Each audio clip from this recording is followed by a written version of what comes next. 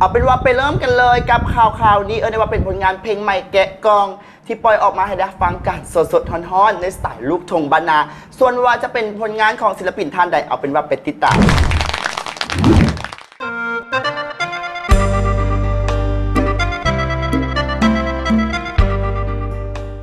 อีกหนึ่งผลงานเพลงใหม่แกะกองที่นำมาฝากกันมาในสไตล์ลูกทุ่งบ้านนาซึ่งเป็นคิวของนักร้องหนุ่มคมสนะจากค่ายเคคมสนะที่ร่วมฟีเจอริ่งกับสาวมิมีทีเคที่ปล่อยออกมาให้ได้รับฟังกันแล้วในอาทิตย์ที่ผ่านมากับผลงานเพลงสองฟังสองใจเป็นเพลงหวานๆฟังแล้วเพลิดเพลินไปน้ำกันสำหรับผลงานเพลงนี้เป็นการโคจรมาพบกันเป็นครั้งทำอิฐของทั้งคู่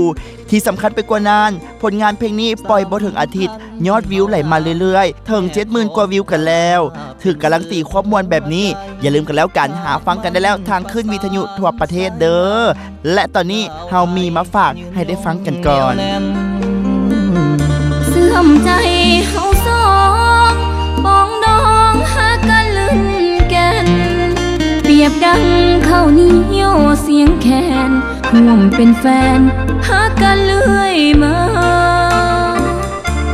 บ่าวลาวสาวไทยเคยได้สัญญาไว้วอนจดจำภาพอนุสรณ์สะท้อนในใจดังว่างานเดือนสามแพ็งแบ่งแสงเดือนดาวเต็มฟ้าวอนธาตุพนมรักษาคำสัญญาสาบานสองคนธาตุหลวงเป็นพยานแต่งงานสุดแสนพิลมเดือน12เพลงกับกลมเที่ยวสมศรัทธาเลิ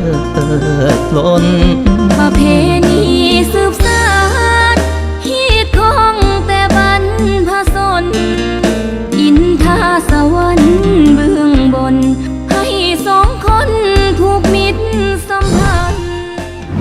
และนี่ก็เป็นผลงานเพลงใหม่แกะกองกันอีดีในสไตล์ลูกทุ่งบ้านนาที่เฮานำมาฝากกันเป็นผลงานของสาวมิมีที่ร่วมฟีเจอริ่งกับหนุ่มคมสนะนั่นเองเนาะกับผลงานสองฟังสองใจสามารถหาฟังกันได้ทางวิทยุเจ้าเนาะ